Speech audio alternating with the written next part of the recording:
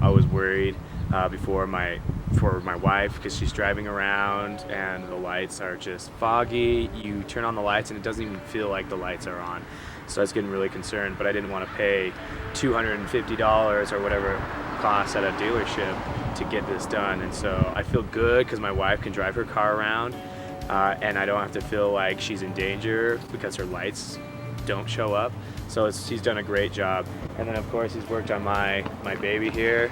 The lights were getting pretty foggy, not to the danger level, but wanted to just spruce them up, make them look nice. And again, Trevor's done a phenomenal job here, so loving the work.